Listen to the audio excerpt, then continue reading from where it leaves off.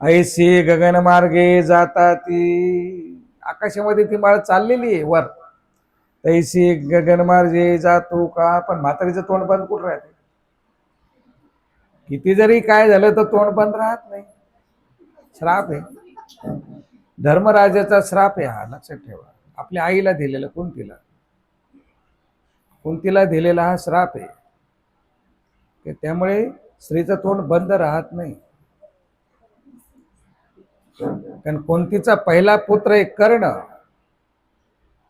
कर्ण हा कुंतीचा मुलगा आहे, म्हणजेच पांडवांचा भाऊ आहे, मोठा भाऊ आहे. पण कुंतीने शेवटपर्यंत आपल्या मुलांना सांगितलं ना की कर्ण तुमचा भाऊ आहे. जेव्हा सगळं युद्ध संपलं, कर्णही त्याच्यात मारला गेला, त्यावेळेला कुंती, कर्ण मेल्यावर कुंतीला सुद्धा खूप दुःख झालं. ती एकांतात गेली, मग हे सगळे गेली विचारायला झालं काय. आणि मग त्यावेळेला ते सांगते अरे कर्ण तुमचा भाऊ होता, तोही या युद्धामध्ये कामी आला, त्यामुळे मला दुःख होतंय. आणि एवढं रहस्य तू आजपर्यंत आम्हाला सांगितलं नाहीस. हे जर माहीत असतं तर आम्ही युद्धच केलं नसतं, आम्ही लढलोच नसतो, असं धर्मराजा आपल्या आईला म्हणतो. त्यावेळेला धर्मराजाने कुंतीला श्राप दिला की स्त्रीच्या पोटात आणि ओठात काही राहणार. तेव्हापासून हे सगळे कार्यक्रम चालू आहे.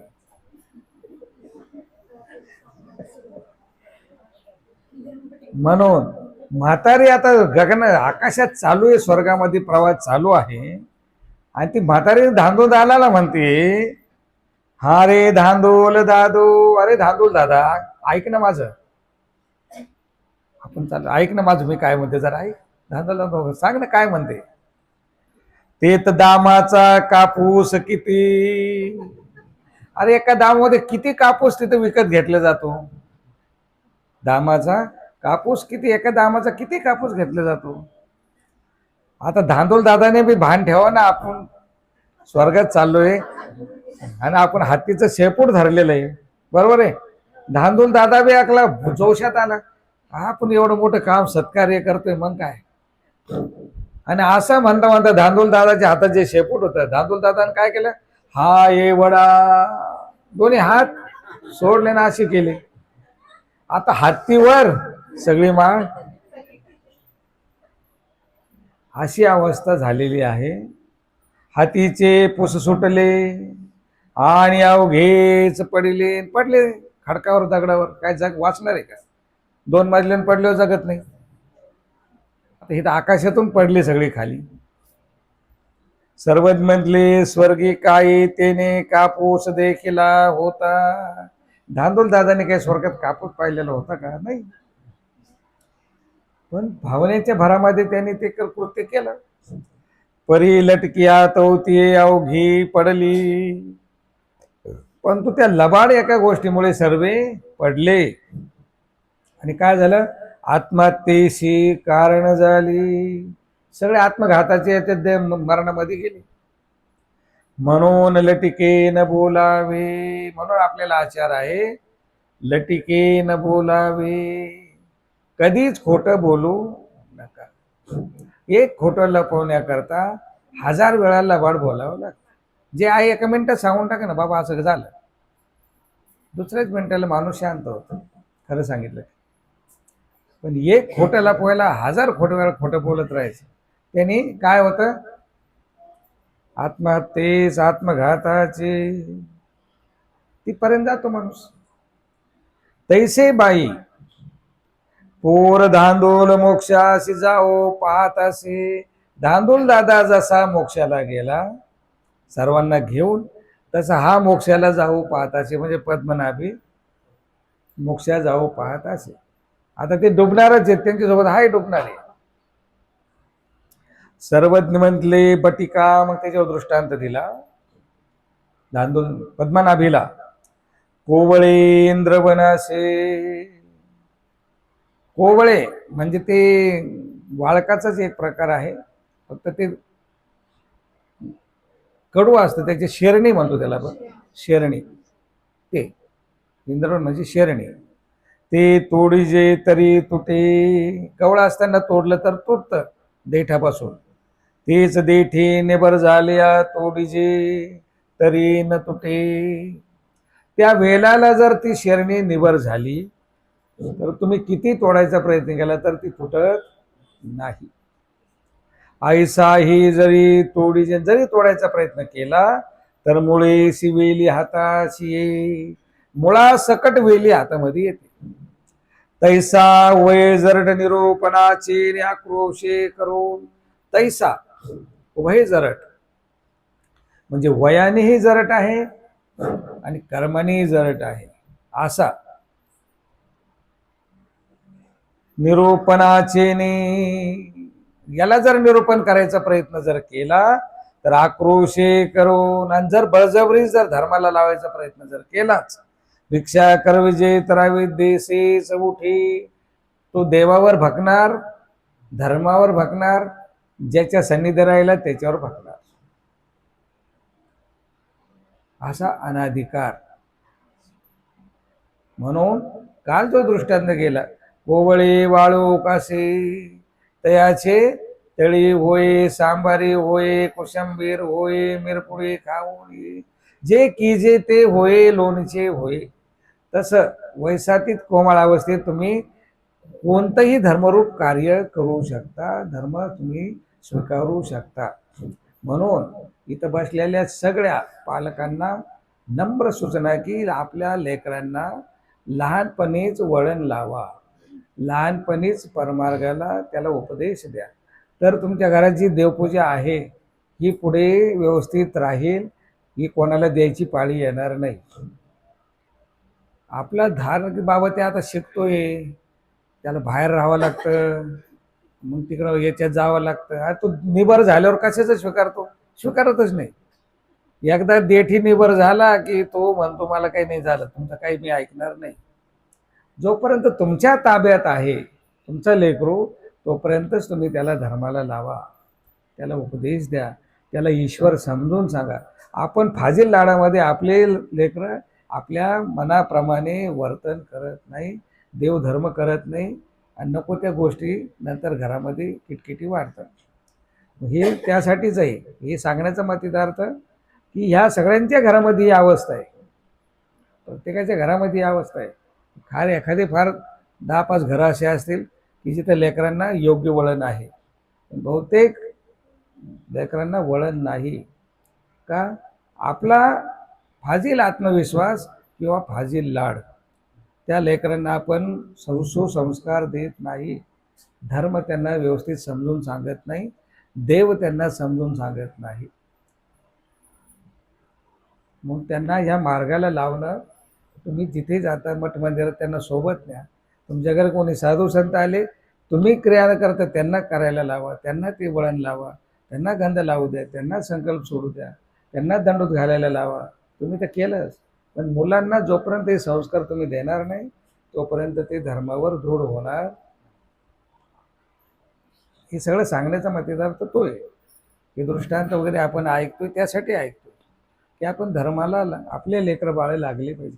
धर्म राहिला तर तुमचं संरक्षण आहे. तुमच्या घरात धर्म असेल तरच तुमचं घर सुखी समाधानी. आणि जर घरात धर्म नसेल, सगळं असून असमाधानी, असंतोष, दररोज किटकिट्या, दररोज भांडणं, दररोज काहीतरी वितंडवाद होत राहणार. म्हणून या सगळ्या गोष्टीकडे बारीक लक्ष देणं गरजेचं आहे. मुलगा असो की मुलगी असो, तुमचं कर्तव्य आहे त्यांना धर्म सांगणे. तुमच्या ताब्यात जितके दिवस मुलगी राहील, 10 वर्ष, 15 वर्ष, 20 वर्ष, तोपर्यंत तर तेव्हा धर्म करेल की नाही. पुढे नवऱ्याच्या घरी गेल्यानंतर तर नंतरचा भाग आहे. पण जे 20 वर्ष केलं ते तिचं संपलं का, तिची संचित आहे ना, ती तिच्या सोबत आहेच, ते वाया नाही जाणार ना तिचं. तुम्हाला पुढची काळजी कशासाठी, पुढं काय व्हायचं असेल ते होईल. पण जोपर्यंत तुमच्या ताब्यात आहे तोपर्यंत तर धर्म करू द्या. तोपर्यंत ते करेल का नाही तिला धर्माला लावल्यानंतर. पण आपल्याकडे मुलगी, त्याला कसं काय उपदेश द्यायचा, ती पारखे घरी जाणार आहे, कसं होईल काय होईल माहीत नाही, असं नाही आहे. तुमचं काम आहे, कर्तव्य, मुलांना मुलींना उपदेश देणं, ईश्वर धर्म समजून सांगणं. कारण त्याच्यात तुमचं भलं आहे, त्यांचंही भलं आहे. असं वाटतं की तुम्हाला त्यांचं अनित व्हावं? नाही. तुम्हाला जसं वाटतं की आपलं भलं व्हावं तसं त्यांचंही भलं व्हावं ना. तुमचं कर्तव्य आहे त्यांना सांगणं हे. का तुमच्या ताब्यात आहे, तुम्ही पालक आहे ना. तुम्ही त्यांच्यावर करून लाखो रुपये खर्च करताय ना शिक्षणासाठी, सगळ्यासाठी. मग धर्म देणं हे तुमचं कर्तव्य आहे. अशा प्रकारे हा दृष्टांताचा प्रकरणवश आपण इथे पाहिलेला आहे. आता मूळ दृष्टांताकडे आपण जाऊया.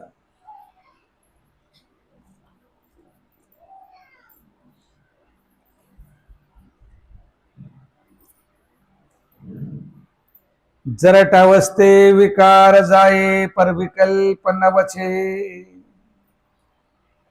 जरठ अवस्था म्हणजे वृद्ध झाल्यानंतर जसं आपण वयाने वाढत जातो तस आपल्या ज्या काही आशा अपेक्षा आहेत त्या कमी कमी होत जातात.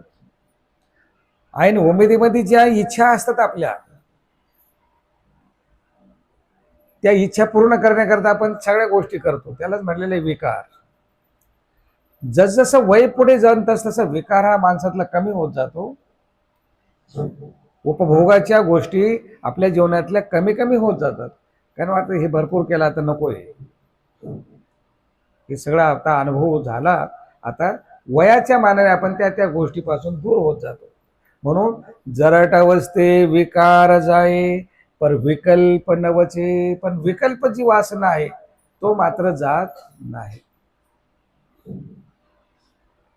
आता खूप लहान मुलाला चॉकलेट खायची सवय, तेच 10-20 वर्ष झाले होते, मला का मला चॉकलेट द्या, नाही म्हणणार, कारण ती इच्छा गेली त्याची. ते म्हणणारच नाही 20 वर्ष झाले मला चॉकलेटला पैसे द्या दररोज, म्हणेल का? नाही म्हणणार. मी हातगाडी जाऊन वडापाव खातो ते पण नाही म्हणणार. काय आपोआप समज जशी समज होत जाते तसतशी या गोष्टी गळून पडतात, या गोष्टी आपोआप जीवनातल्या कमी होत जातात. म्हणून जरट अवस्थे विकार जाये पर विकल्प नवचे. पण विकल्प जी वासना आहे, छिथू करणं, मंगळ अमंगळ म्हणणं, भेदभाव करणं, हे शेवटच्या क्षणापर्यंतही कमी होत नाही. कोवळेंद्र वनासे म्हणजे ते शेरणीचं उदाहरण. ते तोडीजे ते तुटे. कवळा असताना तोडलं तर तुटतं. आता जवळतेकांच्या घरी नाहीये, पूर्वी प्रत्येकाच्या घरी शेरण्या राहायच्या आणि त्या तळलेल्या नसायच्या, त्याला तळून ठेवायच्या किंवा कापून मीठ लावून त्याला वाळवून तसेच ठेवलेल्या राहायच्या. जेव्हा वाटलं तेव्हा तेलात टाकायच्या, तळून जेवणासोबत खायचे. जसं आपण लोणचं खातो तसं त्या तोंडी लावलेलं राहायचं शेरणी. आता शेरणी हा प्रकार जवळजवळ नाहीच, कोणाकडेच नाही. पूर्वी खूप होतं ते. तेच देठी निबर झाल्या तोडीजे तर न तुटे. ते जर देठाला निबर झालं शेरणी आणि तोडायचा प्रयत्न केला तर तुटत नाही. ऐसा हे तोडीजे तोडण्याचा प्रयत्न केलाच तर मुळाशी वेली हाताशी. ज्या वेलीला ती शेर तो वेलच उपटून येतो, परंतु शेरणी तुटत नाही. तस जरट झाल्यावर किती जरी म्हणले तुम्ही तुमच्याच लेकराला, भाऊ हे चांगलं असतं, देवधर्म केलेलं चांगलं असतं, मंदिरात गेलेलं चांगलं राहतं, ते जरट झाल्यावर तुमचं काहीही ऐकणार नाही. तुम्हाला मनस्ताप होतो. शेवटी तुम्ही हात झाडून शांत बसता. मग आमच्या जवळ येतात, बाबा तुम्ही त्याला जरा सांगा समजून. काय सांगा समजून? जे तुमचं जे ऐकत नाही, तुमच्या पलीकडे गेलं ते आमचं काय ऐकणार आहे? आता तुमच्या रक्तमासाचं तुमचं ऐकत नाही तर आमचं कसं ऐकेल ते? वेली हाताशी. शेवटी मनस्ताप होतो, इतका मनस्ताप होतो की त्याला काही पारावर राहत, काही पारावर नाही राहत. तैसे उभय जरट निरोपणाचे नाक्रोशे करून भिक्षा करविजे. तैसे उभय जरट म्हणजे वय आणि कर्माचं ज्याचं जरठत्व झालेलं आहे, त्याला किती जरी धर्म सांगण्याचा प्रयत्न केला तर ते धर्म घ्यायच्या ऐवजी जो सांगेल त्याचं ओनं दोनं काढायला सुरुवात करतो. समोरच्याच चांगलं तर काही घेणार नाही, पण तो जो सांगेल त्यालाच उलट टालट उलट पालट बोलून त्याचा मानभंग करेल, चार माणसात त्याचा अपमान करेल. आणि जरी तसं करायचा प्रयत्न केला तर अविद्येसी चौठी धर्माला लाग बाबा, सगळं सोड. आम्ही म्हणतो ना भिक्षाकीची म्हणजे करवीची म्हणजे सगळं सोडून जातात देवाचं, वा बाबा बदला कपडे, असं आम्ही म्हणतो तुम्हाला. काय पण तू काय म्हणणार, आम्ही तुम्हाला असं म्हणल्यानंतर जे असे जरड झालेले आहेत, वैशाती जरड, ते काय म्हणणार, बाबा लोकांना काही काम नाही, धंदा नाही, काही येतात आम्हाला हे सांगत राहतात काय. म्हणजे चांगलं घ्यायच्याऐवजी विपरीत घेणार. बाबाचा काही लाभ नाही त्याच्यामध्ये. तुम्ही देवाचं व्हा म्हणण्यामध्ये बाबाचा काही लाभ नसतो, परंतु सांगणाऱ्याच्या बद्दल मनामध्ये घृणा निर्माण होतो. काय उठले सुटले हेच सांगत राहतात, कधी भेटलं की तेच सांगत राहतात, सगळं सोडानी इकडे या आणि सगळं सोडानी. मग हे काय कोणासाठी, असं उलट. मज म्हातारपणे काही लागेल, आम्ही म्हणतो ते सगळं सोडा बाबा, आता काय त्याच्यात मोह म्हणतात. तो म्हणतो मज म्हातारपणे काही लागेल, माझ्या म्हातारपणात मला नको काही. मग मी आजारी पडलो तर माझ्याजवळ 2 पैसे नको, मग हे काहीतरी खेडूक मुडूक पाहिजे ना माझ्याजवळ. मज म्हातारपणे काही लागे, हेरडा बेहाडा मीठ वस्त्र घ्या वया होई. काही औषध पाण्याला वगैरे म्हातारपणात कोण विचारणार आहे आपल्याला. मग हे जरा दवा पाण्याला 2 पैसे लागणार आहे, हे सगळं लागणार आहे. सगळं सोडून कसं मोकळं होणार आम्ही, असं त्याचं प्रस्तावना करतो. म्हणजे आपली बाजू सांगतो समजून की अशी अवस्था आहे बाबा, तुम्ही सांगता हे बघ पटते, पण हे काही होत नाही, हे पुढं चालून माझं कोण करेल, असं त्याच्यावर मखलाशी. कोबळेंद्रवस्ताने मार्गी अधिकार्याजी. कोवळे इंद्रवन कवळ जेव्हा आहे तेव्हा त्याचं जे केलं ते होतं. त्या ठिकाणी कोवळा जीव जो या जो एकंदरीत या एक जीवनातल्या कुठल्याच गोष्टीमध्ये लिंपायमान झालेला नाही, असा जीव. त्याला अजून इथल्या भौतिक या लोकातल्या कुठल्या सुखाची जाणीव नाही, दुःखाची जाणीव नाही, पापाची नाही, पुण्याची नाही. चांगलं काय, आपला कोण आणि परका कोण ही सुद्धा त्याला काही घेणं देणं नाही. परंतु सारे भारतीय माझे बांधवच आहे, ही ही त्याची धारणा आहे.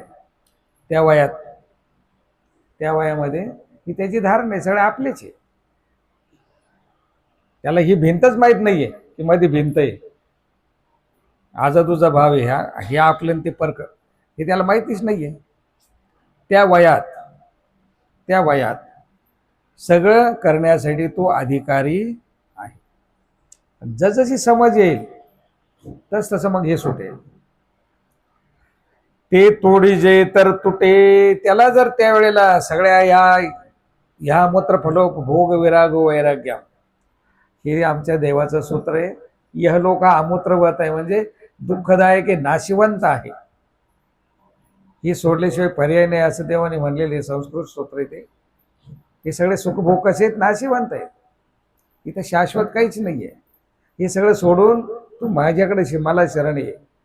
म्हणून तो काय, ते तोडीजे तर तुटे, त्यावेळेला जर हे सगळं त्याला समजून सांगितलं की बाबा हे सर्व नाशिवंत आहे, या लोक शाश्वत नाही, इथं कोणी कोणाचं नाहीये, इथं फक्त सगळं जग दिल्या घेतल्याचं आहे, हे सगळं जग दिल्या घेतल्याचं आहे. ते सुंदर भजनामध्ये त्याचं वर्णन केलेलं आहे. जगी कोणी नाही तुझ्या रे हिताचे, मुखी नाम घ्यावे परमेश्वराचे. पिता पुत्र दारा संबंधी अनेक, नये कोणी कामी असत्य माई. स्वार्थिक हे लोक सगळे स्वतःच्या हिताचे, जगी कोणी नाही तुझ्या रे हिताचे. प्रपंची हा देह कष्टवी सकारी,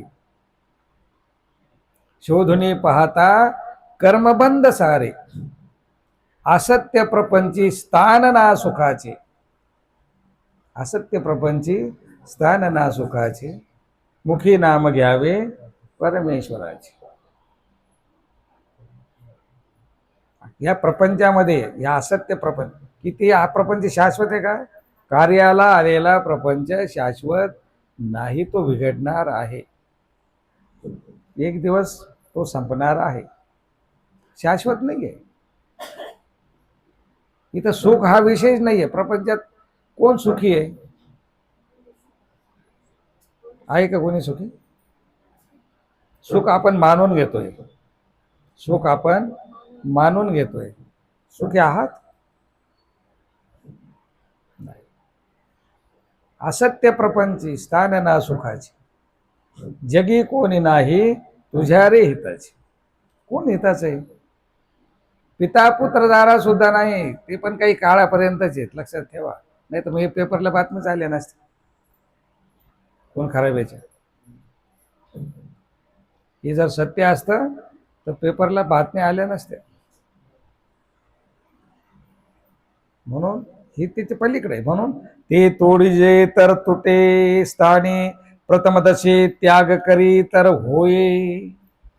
प्रथम दशे म्हणजे पहिल्या अवस्थेत, वय वर्ष 10-12 पर्यंत ही पहिली अवस्था आहे.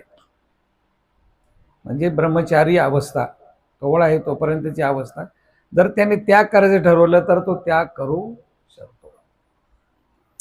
काजे ती दशे काहीसयाची ममता नाही. का म्हणून त्याग करू शकतो? कारण त्या अवस्थेत त्याला कशाचीच ममता नाहीये, कुठल्याच याच्यामध्ये तो लिंपायमान नाही, त्याला कशाचाच मोह नाहीये. लहान लेकराला काही मोह आहे का? कशाचाच मोह नाहीये, कुठल्याच गोष्टीचा मोह नाही. म्हणून त्याला त्याच्या वेगळा तो होऊ शकतो. येते दशेचे सामर्थ्य. हे का होऊ शकतं ना? त्या दशेचं, त्या वयाचं ते सामर्थ्य, त्या वयाचं ते सामर्थ्य. तेच देठे निबर झाले न तुटे, ते स्थानी. ते जर निबर झालं आणि ते तुटत नाही जसं इंद्रवन, त्याच ठिकाणी लेंकुर्वे बाळे. आता संसाराला सुरुवात झाली, नवीन लग्न झालेलं आहे, तरुण पत्नी आहे, लहान लहान लेकरं आहे, आणि तुम्ही म्हणले सगळं सोडून चाल.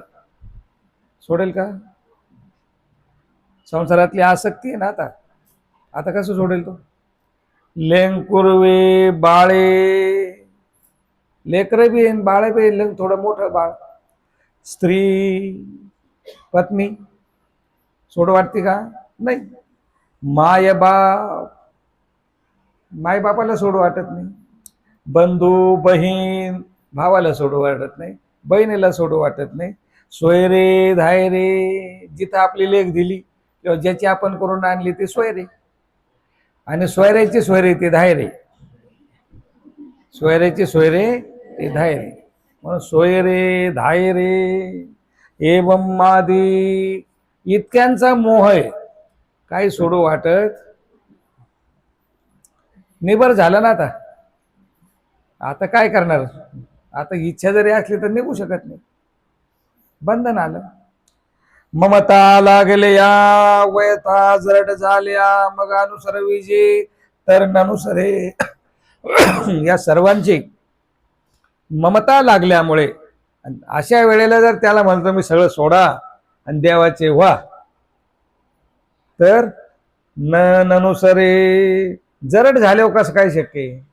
सगळे अनुभव आले ना. आता हित काय, पैसा अडका सगळं दिसतं, लाभ आलाप सगळं दिसतं तिकडं. इकडं काय आहे? घ्या कपडे बसा गाठी घेऊन. हे जमत नाही.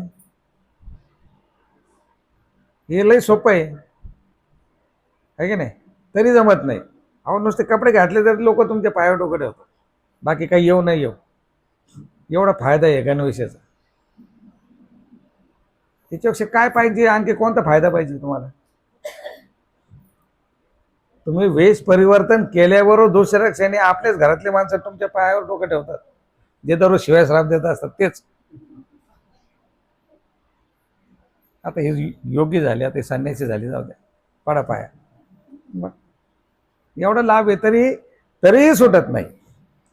वय जरड झाले अनुसर विजे तरी ननुसरे, ना बळे उपचारे अनुसरविला. आणि जर एखाद्याने प्रयत्न केलाच, एखाद्याला वाटतं याचं भलं झालं पाहिजे, जाऊ दे, लय दुःखामध्ये, लय प्रपंचामध्ये वैतागलेलं आहे, काही सुख नाही आहे, निदान हो बाबा मी तुला देतो संन्यास, बस. बळ जर अनुसरविला तर अविद्या वेली घेऊन निघे. तोंडावर तर काही म्हणत नाही, पण माघारी जाऊन श्रेया श्राप द्यायला सुरुवात करतो. नातकाला सांगतो, ज्या लोकांना सांगतो, माझी इच्छा नव्हती त्याने बळत मला माझी केस कापले बाबा, मला काही कळत नव्हतं, आणलं बळजबरीने बसवलं. असं मग म्हणे ही सीमजनिके व्हावे. आणि जर असं झालं, समजा आलाच बळजबरी आणला, मग काय म्हणतो, आता माझं जर समजा भलं झालंय, आता मी तर लागलो देवधर्माला, झाली केली कुठाने जाऊ द्या, पण मी आता देवाला लागलो, कसं आहे का व्हायना देवाला लागलो, माझ्यासोबत आता मागच्यांचंही भलं झालं पाहिजे. येही मजनिके व्हावे, माझी अवघीच देवाची व्हावी. माझ्यासोबत माझी बाकीची सुद्धा सगळे देव धर्माला लागले पाहिजे. म्हणून तयाचा संभाषणी कुडकुडा होय.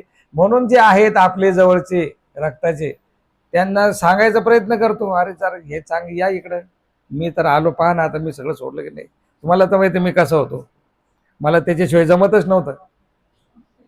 दररोज मित्रमंडळी सगळ्या पार्ट्या चालूच होत्या, तर मी सोडलं की नाही. मग आता तुम्हाला सोडायला काय हरकत आहे, असं तो नातलगाला सांगतो. म्हणून तया संभाषणे कुडकुडा होई. अरे तुमचं पण भलं करून घ्या, तुमचं हेत आहे त्याच्यात. ऐशियाशी सहसा ज्ञानने देती. असा जो कोणी आहे त्याला परमेश्वर ज्ञान देत नाही. हाच नीट धर्माव नाही अजून पक्का, हा दुसऱ्याचं हित पाहतो, म्हणजे हात डुबणार आहे आणि दुसऱ्याला घेऊन डुबणार आहे. अशा अनाधिकारी पुरुषाला परमेश्वराचं ज्ञान प्राप्त होत. ना ज्ञान दिले अनाधिकार अपजला असे अनानुसरण आले तर विपायी पावी.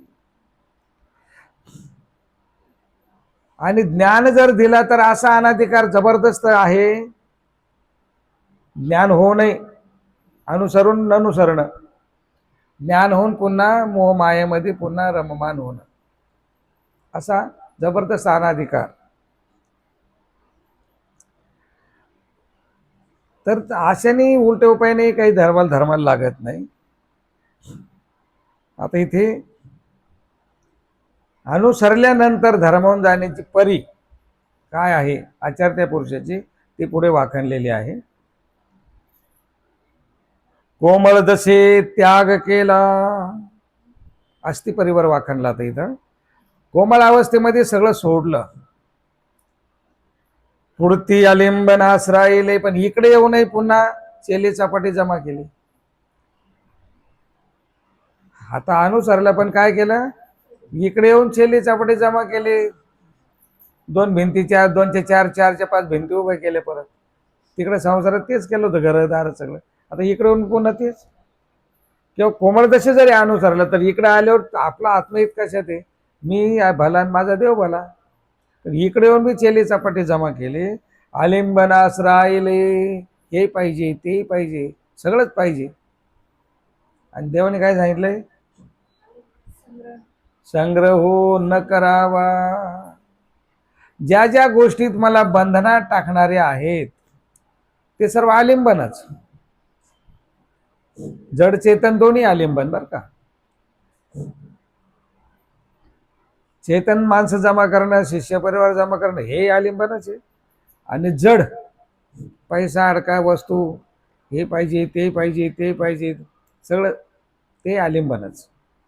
ते आलिंबन जमा केलं, मग आण ममता धरुणी जडला. त्याच्या ठिकाणी मग काय झालं, सगळं जमा केलेलं असल्यामुळे त्याच्या ठिकाणी ममता निर्माण झाली, आणि त्याच्यामध्ये त्याच गोष्टीमध्ये जडला, तिथेच मन लागलं. अवघा देहाधिकारे तेथ वेचला. जो देहाचा अधिकार होता, परमार्गात जाऊन कुठे सेवादास्य करावं, भजन पूजन करावं, तीर्थयात्रा कराव्यात, कुठेतरी जाऊन ज्ञान काढावं, ते सगळं ठाकलं हे जमा केल्यामुळे. आता हे जर बाहेर गेलं तर यांना कोण सांभाळेल, यांच्याकडे लक्ष कोण देईल, हे जड मात्र ती सांभाळेल कोण, ती चोरी जायची भीती कुठला त्याच्यातच. जमा केलेले असल्यामुळे, कारण त्याला माहिती हे जमा करायला काय परिश्रम करावा लागले. मुकुट सोड वाढतं. तिथंच वेचला मग संग सांगात नित्य का तव येची ना. आणि त्यामुळे तो संघ सांगाताला येत नाही, संघ सांगत करत नाही. नित्यविधी जे आचार्याला सांगितल्या त्या नित्यविधीलाही तो जात नाही. आता